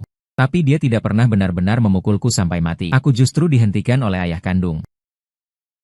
Kami menemukanmu kembali, tentu karena mencintaimu, tidak tega melepaskanmu. Soal merawat adik, itu hanya hal sampingan. Ibumu terlalu khawatir. Aku diatur tidur di ranjang lipat kecil di ruang baca. Sebenarnya rumah punya 3 kamar tidur. Orang tua tidur di kamar utama, adik di kamar kedua. Satu kamar tamu dijadikan ruang mainan adik. Ibu kandung bilang akan merapikan kamar tamu suatu saat. Baru aku pindah ke sana. Tapi dia tak kunjung ada waktu. Karena mereka berdua bekerja di sistem pemerintahan. Translate_text. Khawatir dikritik orang. Jadi mereka menyuruhku memanggil mereka bibi. Paman berkata, aku adalah keponakan jauh yang menumpang tinggal. Aku sangat menginginkannya. Selama beberapa hari berturut-turut, aku dan ibu kandung selalu tegang. Mungkin untuk memperbaiki hubungan. Ayah kandung memberiku uang saku 50 yuan. Belilah apa yang kamu inginkan. Di toko aksesori di luar kompleks, aku melihat jepit rambut yang memusingkan. Ibu angkat selalu memakai jepit rambut hiu. Yang dibeli ayah angkat 4 yuan di kota tahun itu. Sudah pudar warnanya, pegasnya berkarat, dan 2 giginya patah. Tapi ibu angkat tetap memakainya begitu saja. Aku memilih sebuah jepit rambut seharga 10 yuan. Juga membeli kartu telepon. Kedua orang tua kandung punya ponsel. Tapi mereka mengawasi dengan ketat. Tidak mengizinkanku menghubungi. Ayah angkuku seolah-olah dengan begitu bisa mencabut mereka dari hatiku. Tapi rasa rindu ini sangat aneh. Semakin kau tekan, semakin gelisah dia. Semakin kau cekik dia semakin menggila. Saat suara ayah angkuku terdengar dari telepon, mataku langsung memerah. Dia membombardirku dengan pertanyaan apakah aku baik-baik saja, bagaimana perlakuan orang tua kandung padaku, apakah sudah makan kenyang, apakah sudah berpakaian hangat, apakah hujan membawa payung, apakah malam dingin memakai baju tambah. Ayah, aku baik-baik saja, bagaimana denganmu? Apakah tubuhmu sudah pulih? Aku sudah keluar dari rumah sakit. Saya baik-baik saja, jangan khawatir. Awalnya banyak yang ingin kukatakan, tapi akhirnya tak tahu harus mulai dari mana. Setelah keheningan singkat, ayah angkat berkata sudah cukup. Biaya telepon juga mahal. Aku akan menjaga diri dengan baik. Mari kita tutup dulu. Aku duduk lama di bawah pohon magnolia di kompleks. Dia menenangkan diri lalu pulang. Begitu masuk, ibu kandung mengulurkan tangannya padaku. Uang yang diberikan pamanmu mana? Serahkan. Aku yang simpan. Setelah tahu, aku menghabiskan 30. Ibu kandung marah besar. Dia melempar jepit rambut ke lantai dengan keras. Hiasan kristal kecil di atasnya berhamburan. Dia lalu mengambil gunting. Krek-krek. Potong kartu telepon menjadi berkeping-keping. Berteriak padaku. Aku yang melahirkanmu? Apa aku tidak baik padamu? Aku membelikanmu yang baru dari ujung rambut sampai ujung kaki. Melayanimu dengan makanan dan minuman enak. Aku memindahkan sekolahmu. Mencari orang ke sana kemari. Kau begitu mengingat pasangan itu. Dia mengambil bulu ayam dan mencambukku. Aku tidak siap dan terkena 1 kali. Saat yang kedua, aku pegang erat. Menatapnya dingin. Dia marah tak terkendali. Berani-beraninya kau menatapku. Kau anak durhaka. Ayah kandung Tulaoshu keluar dari ruang mainan. Cepat-cepat menahan bahunya. Jangan berteriak-teriak. Kau menakuti Xiao Bao. Dia menatapku. Nada suaranya lembut. Mu Chen. Kamu belum dewasa dalam hal pengeluaran uang. Tidak boleh boros seperti ini. Apa yang ingin kamu beli? Bisa bicara dengan kami. Aku ingin membeli buku catatan yang ada kuncinya. Apa yang ada di pikiranmu sampai tidak boleh dilihat orang. Harus dikunci rapat-rapat. Aku malas menghiraukannya. Setelah memungut jepit rambut dan kristal yang berceceran di lantai, sebelum masuk ruang belajar, dengan tenang aku menatap pendeta. Paman dan bibi sepertinya punya masalah emosional. Jangan-jangan masalah adikku itu keturunan. Dari pihak bibi, ya, nada bicaraku sangat tulus. Menurutku kamu harus membawa bibi ke rumah sakit jiwa untuk diperiksa. Setelah berkata demikian, aku membanting pintu kamar. Memutuskan teriakan marah ibu kandungku. Selalu tidak menyukai orang tua kandungku. Tetap memindahkanku ke SMP unggulan di dekat sini. Setelah menyelesaikan semua prosedur. Malam itu, ibu kandung berkata di meja makan. Untuk memindahkan sekolahmu. Kami sudah menghabiskan banyak uang dan mencari banyak orang. Jangan kecewakan kami. Kamu harus masuk SMA unggulan. Setidaknya masuk perguruan tinggi ternama. Ayah Shen menambahkan. Aku dan bibimu masih sangat menyayangimu. Pembohong. Padahal tadi malam aku bangun ke toilet. Mendengar kau menghibur ibu kandung bahwa nanti masih harus mengandalkannya merawat Xiao Bao. Kau harus berpura-pura pun berbuat baik padanya. Semuanya untuk Xiao Bao. Terkadang orang berpendidikan benar-benar menakutkan. Mereka sopan santun. Mereka mengamati sifat manusia. Mereka tahu caranya memanipulasi. Dia dengan sopan berpura-pura menjadi orang tua yang mengontrol hidupku dengan ketat. Uang makan siang di rumah pagi dan malam. Menjaga kartu makan. Setiap hari aku harus melaporkan pada mereka. Sudah makan apa? Habis berapa uang, agar mereka mudah mencatat biaya yang perlu dibayar sekolah. Mereka akan tanya teman sekampung untuk lihat harganya cocok atau tidak. Kalau cocok baru lega. Dari jaket besar sampai celana panjang, ibu akan urus semuanya sendiri. Dia selalu pura-pura tanya aku suka yang mana. Dia selalu punya pilihan. Yang ini terlalu mahal. Nilai uangnya tidak bagus. Yang ini terlalu murah. Kualitasnya pasti jelek. Warna ini gampang kotor. Warna ini terlalu gelap. Akhirnya aku bilang terserah. Dia kecewa. Kamu kok tidak punya pendirian sama sekali. Membuatku sesak napas. Hal itu membuatku sangat merindukan ayah angkatku. Aku ingat saat aku kelas 6 SD. Ada pulpen warna-warni yang populer. Satu pulpen berisi 4 isi pulpen dengan warna berbeda. Warna mana yang mau dipakai tinggal ditekan. 3 yuan satu batang. Aku juga ingin punya satu. Dengan muka tebal. Meminta pada ayah angkat yang malah memarahiku. Katanya bukankah sama saja beli 4 pulpen warna-warni seharga 5 mau 1 batang? Apakah uangmu kebanyakan sampai panas di tangan? Sambil memarahi, dia malah mengeluarkan setumpuk uang receh dari saku celana dan memberikanku 3 yuan. Aku benar-benar berhutang padamu dari kehidupan sebelumnya. Pulpen itu, aku menggunakannya dengan hemat. Entah sekarang masih ada atau tidak di orang tua kandung. Tidak memberiku uang tambahan sedikit pun, karena takut aku akan menghubungi ibu angkat. Tapi aku punya caraku sendiri. Teman sebangku adalah siswa kaya yang bodoh. Pada belajar pagi, sering meminjam tugas kemana-mana, menyalin untuk menghadapi guru. Hari Senin itu, aku menggeser tugas matematikaku ke arahnya. Berbisik, nanti kamu salin punyaku diawasi. Aku menatap beberapa detik. Baik, setelah kelas, aku traktir minum. Woli Cheng, aku tidak minum. Aku menurunkan suara. Aku ingin pinjam ponselmu untuk menelepon. Saat itu ponsel belum umum. Sekolah juga melarang siswa membawanya. Tapi aku pernah melihatnya saat istirahat siang. Diam-diam memakai Nokia layar warna main ular. Singkatnya, sejak saat itu, setiap Jumat aku akan menghubungi ayah angkatku dengan ponselnya. Suatu kali, kami bersembunyi di lantai 6 yang sepi. Dia berjaga di pintu tangga untukku. Sementara aku menelepon ayah angkatku. Aku katakan pada mereka, aku belajar dengan sangat giat. Aku bisa berbaur dengan kelompok baru. Aku mendapat peringkat 8 di kelas pada ujian tengah semester. Mereka juga bilang semuanya baik-baik saja. Suatu hari di akhir November, saat aku hampir menutup telepon, ayah angkat memanggilku, "Mu Chen, aku lupa hari ulang tahunmu. Kamu masih ingat tidak? 15 tahun yang lalu, ibumu menemukanmu pada hari ini. Waktu itu kamu menangis sampai suaramu serak. Wajah kecilmu membiru kedinginan." Dia mulai terseduh-seduh. "Orang tua kandungmu seharusnya merayakan ulang tahunmu kemarin atau kemarin dulu." Tidak, mereka tidak mengembalikan ponsel itu kepada teman sebangku saat dia melirikku. Lalu cepat-cepat turun tangga. Saat aku sampai di gerbang sekolah, dia mengejar dan menyodorkan sebatang dove padaku. Aku tidak sengaja menguping. Kamu menekan tombol speaker, sendiri tidak sadar bahwa ulang tahun itu lele Chen dove sungguh manis ya. Aku nanti juga akan membelikan untuk ibu dan ayah angkatku. Atau ingin membelikan mereka coklat. Ingin mengajak mereka makan prasmanan. Pergi naik bus kota yang besar. Mendaki gunung Yuelu. Menonton kepala jeruk Yo. Jadi aku harus berusaha 2 kali lipat. Adik sering mengganggu. Saat aku sedang mengerjakan PR, dia membanting gagang pintuku dengan keras. Lembar ujian yang baru saja ku selesaikan. Dirobek-robeknya berkeping-keping. Atau tiba-tiba berlari dari belakang tanpa alasan. Hantam aku dengan keras. Sampai keringat dinginku mengalir deras. Orang tua Shen selalu bilang dia tidak mengerti. Dia adik. Kamu mengalah padanya. Kamu temani dia. Aku hanya memandangi mereka dengan dingin. Atau mungkin aku saja yang tidak sekolah lagi. Aku di rumah setiap hari menemaninya. Nanti kita habiskan bersama uang pensiun yang kalian siapkan untuknya. Baru setelah itu orang tua Shen sedikit membatasi adik. Cepat sekali 1 semester berlalu. Akhir semester, aku mendapat peringkat ketiga di tingkat. Ibu Shen terharu melihat hasilnya. Kamu memang mewarisi kecerdasan aku dan ayahmu. Dia menghela napas dalam-dalam. Seandainya kamu dan adikmu bisa bertukar tempat, bagaimana bisa ada masalah? Bukan kamu atau aku yang menatapnya. Mungkin ini adalah balasan. Siapa yang menyuruh kalian dulu membuangku dari ibu kandung? Wajahnya berubah, mengangkat tangan dan menampar. Tapi aku mengangkat tanganku untuk menahannya. Aku berkata dingin, jika ingin aku memperlakukan anak kesayangan kalian dengan baik di masa depan, maka kalian harus bersikap sopan padaku sekarang. Pikirkan baik-baik, setelah kalian meninggal nanti, anak kalian sepenuhnya akan berada di bawah kendaliku. Saat itu, ibu kandung gemetar karena marah. Matanya seolah ingin memakanku. Aku tidak takut, aku sudah mencari tahu. Jika dalam ujian masuk SMP, aku bisa masuk ke peringkat atas di SMA unggulan, maka biaya sekolah dan asrama akan dibebaskan. Hanya perlu bertahan setengah tahun lagi. Masuk sekolah menengah atas. Aku bisa bebas. Aku belajar siang malam tanpa istirahat. Aku seperti spons yang mati-matian menyerap air. Hanya berharap bisa menambah sedikit bobot pada timbangan nasi. Teman sebangku kadang mengejekku, Mu Chen. Kamu belajar sampai jadi bodoh. Tapi dia tidak tahu kalau aku tidak belajar. Benar-benar akan terjebak oleh si bodoh itu. Seumur hidup. Waktu berlalu cepat. Tak lama kemudian tiket ujian masuk sekolah menengah atas dibagikan. Wali kelas berulang kali mengingatkan hal-hal terkait lalu memberi kami libur 2 hari. Menyuruh kami pulang beristirahat dengan baik. Menyesuaikan suasana hati. Di kamar, aku menguatkan semua titik kelemahan pengetahuan. Hasilnya, si bodoh itu lagi-lagi membentur pintu, menyuruhku menemaninya bermain. Aku memakai penyumbat telinga dan mengabaikannya. Dengan cepat, pintu kamar dibuka oleh ibu kandung dengan kunci cadangan. Dia memutarnya, "Kenapa hatimu begitu keras? Adikmu sudah serak berteriak. Kamu tidak mau membuka pintu." Ayah kandung juga ikut mendekat. "Cuma main sebentar dengan adikmu. Anggap saja untuk bersantai." Dia menerobos masuk, merampas buku catatanku, merobeknya dalam beberapa kali, lalu membuka tas pensilku, menuangkan semua isi pensil ke lantai, menginjak-injaknya dengan keras. Isi pensil mekanikku terinjak menjadi 4-5 potong, dan juga melempar cangkir keramik minumku ke lantai. Pecahan berserakan di mana-mana. Semakin aku cegah, semakin dia bersemangat. Awalnya saya menasihatinya dengan baik, tapi dia malah semakin menjadi-jadi. Kesabaran saya pun habis.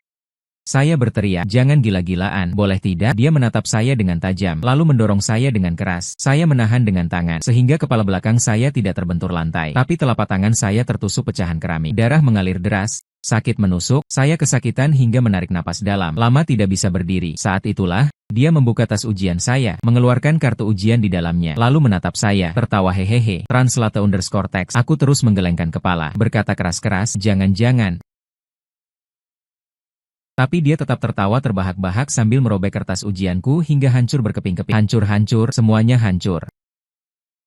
Sisa terakhir kesadaran di kepalaku meledak seketika. Aku dengan cepat meraih lampu meja tua di samping dan menghantamnya ke punggungnya dengan keras. Matilah, hancurlah, aku sudah muak. Orang tua kandung terus berdiri di dekat pintu sambil mengobrol, sambil melihatnya mengamuk. Bahkan ketika dia mendorongku hingga jatuh, mereka hanya berkata ringan, Xiao Bao tidak boleh memukul kakak. Tapi saat ini, wajah mereka tegang dan bergegas mendekat. Tanyakan padanya apakah dia sakit, apakah dia baik-baik saja. Lao Shen bertanggung jawab mengangkat tangannya dan menamparku dengan keras. Dia merobek penyamarannya, menampilkan wajah aslinya yang menjijikan. Dia adalah adikmu. Bagaimana bisa kau memperlakukannya dengan begitu kejam? Bagaimana bisa hatimu begitu keras? Kami sudah bersikap baik padamu tapi tidak bisa menghangatkan leher belakang adik bodoh itu pecah karena pukulanku. Tishanmu sangat panik. Ingin membawanya ke rumah sakit. Saat akan pergi, dia menatapku dengan penuh kebencian. Bagaimanapun juga kau tidak bisa dijinakkan. Kalau begitu, ujian masuk SMA juga jangan kau ikuti. Nanti tinggal di rumah saja. Temanilah Xiao Bao dengan baik. Mereka mengambil ponselku, mengunci aku di dalam kamar di lantai 8. Aku memukul pintu sekuat tenaga. Di luar ruang belajarku ada koridor panjang. Di ujung koridor ada pintu utama. Aku berteriak putus asa. Aku terkunci dari jarak yang begitu jauh. Aku juga mencoba meminta tolong ke lantai atas dan bawah. Masih tidak ada respon. Telapak tangan sangat sakit. Aku membalut luka dengan kain sembarangan, tapi darah tetap mengalir deras. Dari matahari terbit hingga terbenam, orang tua kandungku tidak kunjung pulang. Kartu ujian hilang, aku harus mengurusnya. Lusa adalah hari ujian, aku harus keluar. Aku sudah berusaha bertahun-tahun. Aku selalu menahan diri, hanya untuk bisa masuk SMA unggulan, melarikan diri dari sini. Jika aku tidak bisa mengikuti ujian, bagaimana aku menghadapi orang tua angkatku? Bagaimana aku membalas budi baik mereka? Masa depanku, hidupku benar-benar hancur. Aku gelisah berputar-putar di dalam kamar. Pandanganku jatuh pada spray. Timbul ide dalam hatiku. Aku menarik semua spray, sarung bantal dan tirai, mengikatnya menjadi satu, menggantungnya di kawat nyamuk, lalu menyalakannya dengan korek api yang dilempar sembarangan teman sekelasku ke tas sekolahku, melemparkan ujungnya ke bawah. Malam sudah tiba, cahaya api yang berkobar akhirnya menarik perhatian. Aku diselamatkan, polisi membantuku menghubungi ayah angkat. Aku terisak-isak menangis. Ayah, maafkan aku. Ayah, bisakah kamu datang menyelamatkanku? Aku sangat membutuhkanmu. Aku juga tidak ingin merepotkanmu. Tapi di dunia ini, hanya kamu dan ibu yang akan mengatasi segala rintangan. Selamatkanlah aku. Kegaduhan ini begitu besar. Orang tua kandung pun terbangunkan. Ketika mereka membawa si bodoh itu ke rumah sakit dan menemukanku, masih ada aroma hotpot yang kuat di tubuh mereka. Dokter sedang merawat lukaku. Ada pecahan keramik yang menancap di aliran darah. Makanya begitu sakit, darah terus mengalir tanpa henti. Pastor Gigi menjelaskan kepada polisi wanita yang mendampingiku. Mereka adalah orang tuaku. Dia terlalu tidak mengerti. Kami hanya ingin memberi hukuman kecil. Dia telah merepotkan kalian. Aku akan membawanya pulang sekarang. Dia datang menggenggam tanganku sambil berbicara. Aku langsung melepaskan genggamannya, memegang erat lengan baju poluan itu. Badan bergetar berkata, mereka bukan orang tuaku, hanya kerabat jauhku. Aku hanya menumpang di rumah mereka. Anda bisa tanya-tanya di kompleks perumahan. Banyak orang tahu aku adalah keponakan jauh mereka. Pasti mengernyitkan sudut bibir. Orang tuamu menitipkanmu kepada kamilah wali MU yang bertanggung jawab. Mengurusmu jangan semaunya sendiri, ikut kami pulang. Kamu di sini tidak punya sanak saudara. Mau pergi kemana? Dia punya tempat untuk pergi. Suara yang tegas dan jelas terdengar. Aku bisa merawatnya, dia adalah kakak laki-laki. Rambutnya acak-acakan. Kancing bajunya terpasang tidak pada tempatnya. Dia berlari ke hadapanku dalam beberapa langkah. Dengan tergesa-gesa berputar-putar. Melihatku sekeliling. Di mana saja kamu terluka? Apakah sangat sakit? Melihatku tidak apa-apa. Dia menghela napas lega. Ayah dan ibu sedang dalam perjalanan ke sini. Kebetulan aku sedang dinas di Xinchen. Dia meneleponku, menyuruhku datang dulu. Dia dengan lembut menepuk bahuku. Maaf, kakak, terlambat datang. Jangan takut Muchen. Sekarang aku punya pekerjaan. Aku bisa menafkahi keluarga di masa depan. Hati yang gelisah menjadi tenang. Aku memeluknya dan benar-benar menangis. Kakak, air mata juga jatuh berderai-derai dari orang tua kandung. Tapi mereka tidak mau melepaskanku pergi. Kami punya tes DNA. Muchen adalah putra kami. Kakak tertua tersenyum sinis. Kalian berdua adalah pegawai negeri? Aku ingat hanya boleh punya satu anak. Kalian punya dua putra. Hal ini, pasti kalian tidak ingin atasan dan rekan kerja mengetahuinya. Apa perlu aku melaporkannya? Ucapannya penuh ancaman, pandangannya tajam. Sama sekali bukan kakak pendiam yang kuingat dalam ingatan. Ibu kandung marah sampai wajahnya bergetar, kata demi kata. Kalau begitu, tahun lalu kami meminjamkan kalian 30.000 yuan. Bukankah kalian harus mengembalikannya? Kakak dan adiknya punya uang. Siapa yang butuh uang kalian? Orang tua-tua jahat. Besok dia membawaku ke hotel. Lebih dari jam 1 dini hari, orang tua angkat dan kakak kedua yang baru saja selesai ujian bergegas datang. Keluarga kami berpelukan sambil menangis. Ayah angkat mengeluarkan kartu bank perak. 30.000 itu tidak perlu kamu khawatirkan. Masih tersisa lebih dari 10.000 dari berobat terakhir kali. Kami tidak menyentuhnya. Kemudian setelah saya keluar dari rumah sakit, saya membawa golok untuk menemui si pemberi pinjaman dan menagih semua uang yang terutang. Tahun ini saya bekerja dengan bos yang baik. Gaji dibayar tepat waktu, dan sudah menabung banyak. Kakak laki-lakimu sudah membantu kami. Saya tidak rela, surat hutang sudah disobek. Mereka yang berhutang pada kami beberapa tahun terakhir ini. Bukankah yang kalian habiskan untuk saya jauh lebih dari 30.000? Ayah angkat melototi saya. Kamu tahu apa? Setelah lunas hutang ini, kamu tidak berhutang budi sedikit pun pada mereka. Setelah ini, apakah mereka hidup atau mati tidak ada hubungannya denganmu. Kalau mereka berani mengganggu lagi, kamu bisa menampar dengan keras. Selama dia tidak mengambil uang, seumur hidup kamu bisa berdiri tegak di depan mereka.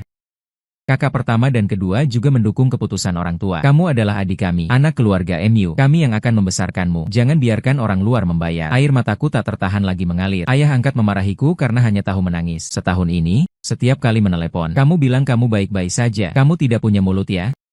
Suara kakak laki-laki juga tersedak. Kamu tidak tahu betapa khawatirnya aku dan ibumu padamu. Kamu anak tak tahu terima kasih. Ribut seharian, aku sangat lelah, tidur lelap dengan bingung. Mendengar ibu angkat menghela napas, lihatlah betapa menderita MU Chen. Tahun ini tak terhitung penderitaan yang dialaminya. Dulu kukira dia akan hidup bahagia bersama orang tua di kota. Seandainya tahu begini, meski aku sakit parah, aku tak akan membiarkannya pergi. Ayah angkat menghiburnya. Jangan menangis, nanti tidak cantik lagi. Masa tersulit keluarga kita sudah terlewati. Hari-hari ke depan akan selalu baik. Keesokan paginya, aku pergi ke sekolah untuk mengurus ulang kartu ujian. Selain cap sekolah, harus ke dinas pendidikan untuk cap juga. Wali kelas lama tak bisa menghubungi pimpinan terkait. Dia memberi saran pada MU Chen. Bagaimana kalau kamu telepon teman sebangkumu?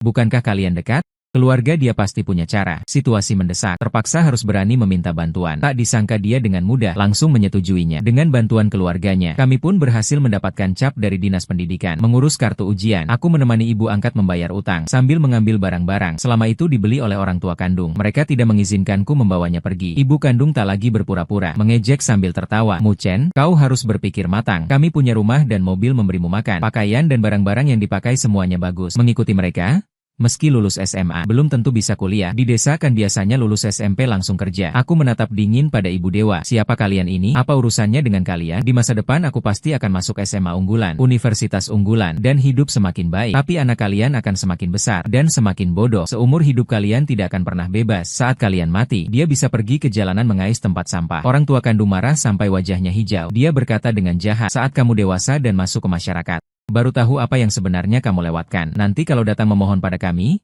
tidak akan kasih kesempatan lagi. Aku tertawa mendengarnya, menatap mereka dengan dingin. Memohon apa pada kalian? Memohon kalian mengawasi dan mengendalikanku. Saya tetap memohon kepada kalian. Biarkan saya menjadi pengasuh untuk anak bodoh kalian. Kesempatan baik seperti ini, silakan cari orang lain saja. Liang MU tidak bisa tenang. Rentong mengeluarkan uang untuk menyewa hotel menemani saya ujian. Setelah ujian selesai kembali ke desa menunggu orang tua masuk, kakek Wang memberikan banyak nasihat. Kenapa kamu begitu bodoh? Orang tua kandungmu punya rumah dan ibu. Kamu tinggal di kota besar. Kamu cuma jadi pengganggu. Kita harus terus mengganggu di rumah mereka. Tunggu sampai mereka nanti meninggal. Kamu kirim adik bodoh ke rumah sakit jiwa, rumah, mobil, uang semuanya jadi milikmu. Mereka menyesal dan menghela napas. Kamu memang dilahirkan untuk miskin. Kekayaan yang sudah di depan mata bisa kamu lepaskan. Apakah ikut orang tuamu bisa hidup enak? Apakah kamu masih mau mengandalkan diri sendiri ujian SMA kuliah cari uang kuliah? Di zaman sekarang, ingin masuk universitas bagus, tidak semudah yang kamu bayangkan. Bahkan jika kamu berhasil masuk, kakak keduamu juga kuliah tahun ini. Nanti pasti orang tuamu akan mendahulukannya.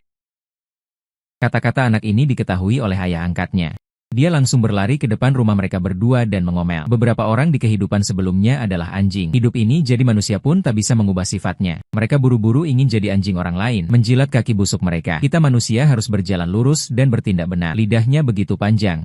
Hati-hati saat tidur tergantung di tenggorokan. Bisa tersedak sampai mati. Bibi Cui Hua dan Paman Wang tak berani bersuara. Saya terkejut. Ayah angkat mengusap lengan bajunya, menyembunyikan prestasinya.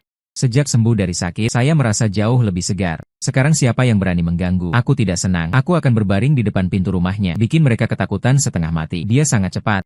Hasil ujian masuk perguruan tinggi keluar. Kakak kedua mencontek lebih dari 90 poin di atas batas nilai universitas unggulan. Dia memilih salah satu universitas 985 di kota Sing. Kakak kedua, bukannya kamu ingin melihat-lihat provinsi lain? Lebih baik tetap di kota baru. Saat liburan, kita masih bisa janjian main ke rumah hantu bersama. Tidak. Yang ini aku tidak ikut. Bibi Cuihua dan Paman Wang berharap aku gagal dalam ujian. Tapi mereka kecewa. Aku ujiannya lumayan bagus, nilainya tinggi. Mereka kembali bergosip. Biaya SMA di kota provinsi sangat mahal. Ibu angkat pasti akan menjual semua harta bendanya. Dan kebetulan aku adalah peringkat ke-10 di SMA unggulan itu. Menurut peraturan, bisa dibebaskan dari biaya sekolah dan asrama. Bibi Cuihua dan Paman Wang sangat kesal. Beberapa orang seperti ini suka menertawakan orang yang tak punya, membenci orang yang hidupnya lebih baik darinya. Itu seperti menggoreng hatinya di wajan minyak hingga berdesis. Sangat menyiksa. Tapi bisa dibebaskan dari biaya sekolah. Biaya asrama membuat ibu angkat lega. Selama liburan musim panas, aku hampir tidak berani bekerja di ladang. Hanya belajar materi kelas 1 SMA di rumah menggunakan buku kakak kedua. Setelah sekolah dimulai, aku pergi ke sekolah. Tiba-tiba bertemu dengan teman sebangkuku. Aku terkejut, kamu juga diterima. Dia memutar matanya, bagaimana mungkin? Saya mengandalkan kekuatan super. Dia menarik saya ke samping. Diam-diam menunjuk ke ponsel di saku celananya. Nanti kalau mau telepon, cari saya lagi gratis. Terima kasih. Tapi saya tidak butuh lagi. Saya sudah kembali ke sisi orang tua saya. Dia terlihat agak kecewa. Kalau gitu, nanti saya masih bisa nyontek PRMU? Tidak bisa? Saya gelengkan kepala. Tapi saya bisa bimbing pelajaranmu gratis. Saya memang bukan tipe yang suka belajar. Meski mulutnya bilang begitu, tapi dia tetap sesekali datang tanya saya. Terlihat dia sudah belajar dengan baik. Kakak tetap bertanggung jawab atas biaya hidup saya. Sekarang saya bekerja di internet. Penghasilannya tinggi. Beberapa ratus rupiah ini bukan apa-apa. Waktu itu memang sedang maraknya internet. Game online sedang booming, peluang ada di mana-mana. Kakak sulung belajar ilmu komputer. Setelah lulus, bersama teman-temannya mendirikan mesin isi ulang internet. Ayah angkat berada di industri baru. Keuntungannya sangat menggiurkan. Dari pakaian dan kaos kaki yang dia belikan untukku, bisa dilihat dia benar-benar menghasilkan banyak uang. SMA penuh dengan orang-orang hebat. Harus ekstra fokus untuk memastikan peringkatku tetap terjaga. Kakak sulung menghasilkan uang. Kakak kedua kuliah sambil terus bekerja paruh waktu. Mandor yang diikuti ayah angkat sangat jujur. Ayah angkat juga tidak pernah kambuh sakitnya. 3 tahun itu aku fokus tanpa gangguan. Terus berusaha sepenuh hati. Banyak teman sekelas mengikuti kompetisi. Asalkan nilainya bagus bisa mendapatkan kualifikasi rekomendasi. Tapi semua pelajaranku cukup seimbang. Tidak ada yang benar-benar menonjol. Setelah mencoba menyelesaikan beberapa set soal ujian, wali kelas menyarankan saya untuk mengikuti jalur biasa. Saya pernah melihat cahaya fajar pukul 5:30 pagi. Saya pernah mendengar hujan malam pukul 12 malam. Di ruang kelas yang tertidur lelap di siang hari, saya dengan lembut berusaha memahami sendiri. Di kelas olahraga yang penuh keringat, saya bersembunyi untuk mengerjakan soal matematika. Sepanjang SMA, saya seperti membaca buku berjudul Muchen. Kadang saya ingin cepat-cepat membalik ke halaman terakhir untuk melihat akhir kisah saya. Kadang saya ingin menulis perlahan, sangat perlahan, agar bisa menghafal satu kata lagi, mengingat satu poin pengetahuan lagi, mengerjakan satu soal lagi. Tapi waktu tidak menunggu. Ujian nasional akhirnya tiba. Seluruh ruang kelas dipenuhi suara gesekan pena. Suara pena yang menulis, mengingatkan saya pada musim panas saat berusia 6 tahun. Saat itu cuaca panas, dan desa sering mengalami pemadaman listrik. Ayah angkatku membuatkan aku tempat tidur gantung di hutan bambu menggunakan spray tua. Merekam dedaunan bambu yang lebat, menutupi langit dan matahari. Angin berhembus membuat daun bambu berdesir. Aroma bambu yang menyegarkan hati. Aku tertidur lelap dalam suara putih ini. Sejak rumah dihantui mimpi buruk, mereka pernah memberiku cinta terbaik di dunia. Aku juga harus memberikan perawatan wajah yang menyegarkan bagi mereka. Sejak usia 3 atau 4 tahun saat ingatan mulai terbentuk, hingga kini 18 tahun, desa kecil ini juga mengalami perubahan besar. Semakin banyak orang pergi melihat dunia luar. Mereka semua tahu manfaat membaca buku, karena aku bukan anak kandung dari ibu dan ayah angkat. Terutama karena mereka khawatir 2 putra mereka sendiri akan menikah di masa depan. Tidak tahu berapa banyak uang yang akan dikeluarkan. Mereka justru dengan murah hati menghabiskan uang untuk anak angkat. Sepertinya kepalanya kemasukan air. Kita sudah menabung sampai sekarang. Tidak ada satu keluarga pun yang bisa menghasilkan 2 mahasiswa. Menghasilkan satu saja sudah luar biasa. Saat hasil ujian keluar, hari ini bahkan belum terang. Ibu angkat sudah bangun. Dia sibuk berputar-putar. Saat memasak bubur lupa menyalakan rice cooker di bawahnya. Memasak bubur lupa menekan tombol memasak saat menumis sayur. Lupa memberi garam. Pergi ke toilet lupa membawa tisu. Ayam, bebek, angsa, dan anjing di rumah semuanya sempat dimarahi olehnya beberapa kali. Saya benar-benar tidak tahan melihatnya. Ibu, duduklah dengan tenang. Jangan mondar-mandir lagi. Tinggal 1 jam lagi hasilnya akan keluar. Saat waktunya tiba, saya mengambil ponsel Nokia yang dibeli kakak untuk ayah. Menghubungi telepon pengecekan nilai. Ayah angkat menggenggam erat lenganku. Kami mendengarkan pengumuman nilai di ponsel. MU Chen. Total nilai ujian masuk perguruan tinggi 679. Tahun itu batas masuk jurusan sains adalah 536. Setelah memeriksa nilai, telepon wali kelas langsung masuk. MU Chen. Berdasarkan peringkatmu di provinsi saat ini, dengan mempertimbangkan Qinghua dan Peking, jumlah penerimaan tahun ini di provinsi kita, kamu seharusnya bisa masuk. Tapi jurusan harus dipilih. Kamu di rumah pertimbangkan baik-baik sendiri. Ayah angkat bingung bertanya apa maksudnya. Kamu bisa masuk Qinghua dan Peking? Aku tersenyum berkata, cukup ada harapan. Dia tersenyum gembira, mengeluarkan kembang api yang sudah disiapkan dari lemari. Suara gemerincing piring dan mangkuk, langsung keluar rumah dengan topi jerami. Siang bolong mau pergi kemana untuk mencerna makanan. Maka sepanjang sore terdengar suara tawanya yang riang. Muchen mendapat nilai 679. Wali kelasnya bilang bisa masuk Qinghua atau Peking University. Aduh, bikin kesal. Aku dan ibunya sama-sama tidak berpendidikan. Juga tidak bisa bantu saat mengisi sekolah. Waktu itu juga karena kasihan baru mengambilnya pulang. Tak disangka dia begitu pandai belajar. Harus membiayainya kuliah 4 tahun lagi. Saat aku dan ibunya belum bisa bebas. Dia bilang dirinya kasihan, tapi ekspresinya sumringah, jelas-jelas pamer. Hampir membuat gigi bibi Cui Hua dan kakek Wang asam. Kalau tahu masuk Qinghua Peking University semudah ini. Waktu itu biarkan Yunsi juga sekolah beberapa tahun lagi. Waktu itu dia cukup pintar dalam belajar. Menunggu surat penerimaan terkirim, ayah angkat di desa menjadikannya topi untuk teduhan. Berputar-putar sepanjang ratusan meter di desa. Dia berjalan sebentar, sampai di rumah baru sore hari. Dia bahkan sengaja memancing emas bibi Cui Hua dan Paman Wang. Dulu kalian semua bilang anak kecil di rumahku tidak akan lulus ke universitas bagus. Muchen di rumahku dengan mudah masuk Qinghua.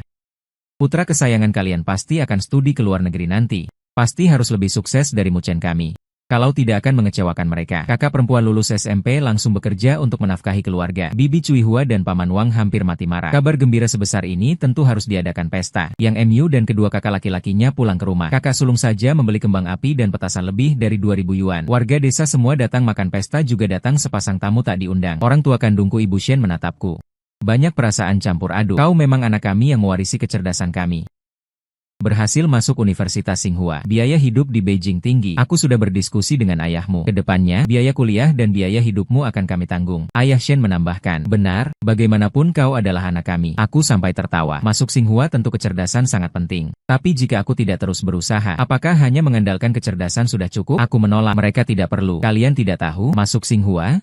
Kampus memberikan hadiah, kota memberikan hadiah, desa dan kabupaten juga memberikan hadiah. Saya hanya melihat ke arah orang tua kandung saya. Saya hanya punya satu pasang orang tua, yaitu ayah dan ibu yang mengangkat saya dari sungai. Mengalami banyak penderitaan, baru bisa membesarkan saya. Kalian tidak termasuk?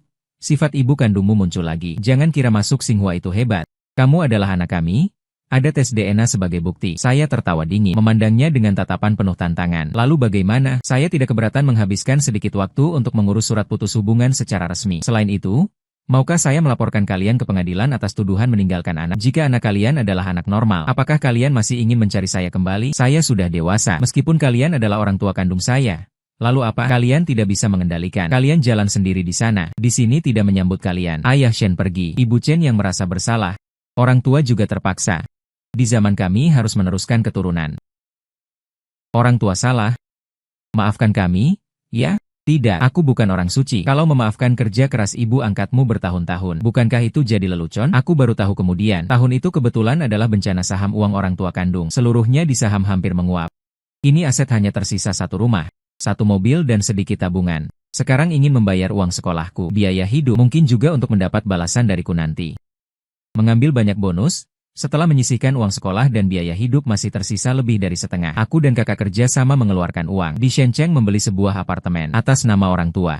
Saat itu orang desa masih populer membangun rumah. Mengeluarkan biaya besar untuk memperbaiki rumah di desa menjadi besar dan terhormat. Dari luar tampak mewah, sebenarnya di dalamnya kosong dan belum didekorasi. Kami pergi ke kota provinsi untuk membeli rumah. Beberapa orang menertawakan rumah di kota hanya sebesar sangkar merpati. Tinggal di sana apa menariknya? Sekarang rumah tua hampir roboh. Sekarang harga properti turun. Saya dengar orang kota juga menjual rumah. Saya tidak memikirkan terlalu banyak. Saya hanya berpikir membeli dekat rumah sakit, agar ayah angkat mudah berobat di masa depan. Dan teman sekelas saya juga bilang beli saja. Orang tua saya akhir-akhir ini sepertinya juga membeli rumah di seluruh negeri. Bilang apa membeli di harga rendah. Ibu saya pandangannya bagus, jarang rugi. Dia telah berusaha selama 3 tahun, lulus ke perguruan tinggi negeri. Membuat ibunya sangat senang, bahkan sengaja mengajak saya makan. Berterima kasih atas bimbingan saya selama 3 tahun, dan memberi saran untuk membeli rumah. Mengatakan lokasi sangat penting. Menunjukkan proyek mana yang kualitasnya bagus, developer dan manajemen properti terpercaya. Setelah mendapatkan sertifikat properti di ring ketiga Beijing, sekitar setahun kemudian, harga rumah mulai melonjak drastis. Ayah angkat mulai berkeliling desa lagi. Kamu tahu, keluarga saya Muchen dan Xiao Feng membeli rumah di kota baru. Tapi lebih terbiasa tinggal di pedesaan. Tidak ingin tinggal di kandang merpati yang harganya ratusan ribu per meter persegi. Setelah berusia lanjut, ayah angkat paling suka pamer. Kakak sulung menghasilkan puluhan ribu sebulan. Pamer kakak kedua diterima di Pascasarjana Universitas Zhejiang. Wah, hadiah ulang tahun mahal yang kubeli untuk mereka. Kakak kedua tidak tahan melihatnya. Pak tua? Jangan terlalu mencolok. Kamu tidak takut. Nanti tidak ada yang mau mengobrol denganmu. Ayah angkat mencubit telinganya tidak tahu aturan. Pak tua itu panggilanmu ya? Ibumu kemarin masih bilang aku kelihatan baru 30 tahunan. Ayah angkat sudah mulai beruban. Punggungnya sedikit membungkuk, tapi di mataku, dia memang masih berusia 30-an. Adalah pria yang menyandarkan tangan di pinggang, sambil memarahiku, sambil membuatkan mobil mainan untukku. Dia selalu bersemangat, selalu muda, selalu mencintaiku. Selesai.